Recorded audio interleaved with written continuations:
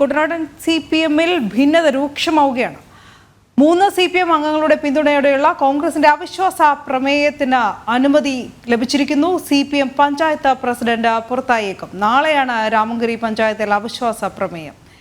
ആലപ്പുഴയിൽ നിന്ന് നിഷ ദിലീപ് കൂടുതൽ വിവരങ്ങളുമായി ചേരുന്നു. നിഷ, ഈ CPM-ലെ പൊട്ടിത്തെറി ഇത് ഏറെക്കാലമായുള്ള വാർത്തയാണ്. എന്തായാലും രാമങ്കരി പഞ്ചായത്തിൽ അവിശ്വാസ പ്രമേയത്തിന് അനുമതിയായിരിക്കുന്നു. അതിൽ ഏറ്റവും പ്രധാനപ്പെട്ട വിവരം എന്തെന്നാൽ ഈ കോൺഗ്രസിന്റെ അവിശ്വാസ പ്രമേയത്തിന് 3 CPM അംഗങ്ങളുടെ പിന്തുണയുണ്ട് എന്നുള്ളതാണ്.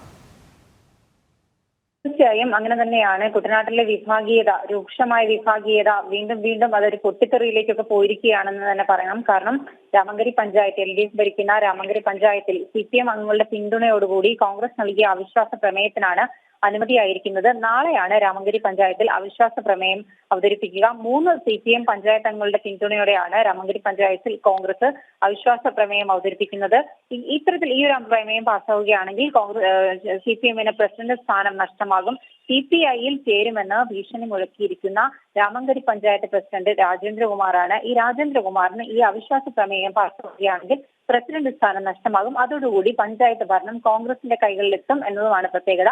CPM നേതൃത്വം കാരണം കാണിക്കൽ നോട്ടീസ് നൽകിയിട്ടും അവിശ്വാസത്തിൽ നിന്ന് പിന്മാറാതെ CPM അംഗങ്ങൾ ഈ കോൺഗ്രസ് അംഗങ്ങൾക്കൊപ്പം നിൽക്കുന്ന ഒരു സാഹചര്യം അവിടെയുണ്ട്. അതുകൊണ്ട് തന്നെയാണ് നാളത്തെ ഈ അവിശ്വാസ പ്രമേയം പാസ്സാകുമെന്ന കാര്യത്തിൽ യാതൊരു തർക്കവും ഇല്ലാത്തത്.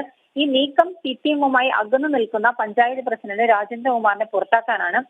കഴിഞ്ഞ ഓഗസ്റ്റിൽ നമുക്കറിയാം, കുട്ടനാട്ടിലെ CPM-ൽ വലിയ പൊട്ടിത്തെറികളൊക്കെ ഉണ്ടായിരുന്ന ഒരു സമയമായിരുന്നു കഴിഞ്ഞ ഓഗസ്റ്റ്. ഈ ഓഗസ്റ്റിൽ 200-ലധികം പാർട്ടി അംഗങ്ങളാണ് CPM വിട്ടത്. ഇവർ പല പാർട്ടിയിലേക്ക് പോയിട്ടുണ്ട്. ഇതിൽ കൂടുതലും രാജേന്ദ്രകുമാർ അടങ്ങുന്ന ഒരു വിഭാഗം CPI-യിലേക്ക് ചേരാനുള്ള എല്ലാ സാധ്യതകളും നിലനിൽക്കുകയാണ്. ഈ ഒരു സാഹചര്യത്തിൽ പ്രസിഡന്റ് സ്ഥാനം നഷ്ടമായാൽ ഈ രാജേന്ദ്രകുമാർ CPI-യിലേക്ക് തന്നെ പോകും എന്നതിൽ യാതൊരു തർക്കവുമില്ല. എന്തായാലും ഈ അവിശ്വാസ പ്രമേയം പാസ്സാകുമെന്നുള്ള കാര്യത്തിലും യാതൊരു തർക്കവുമില്ല.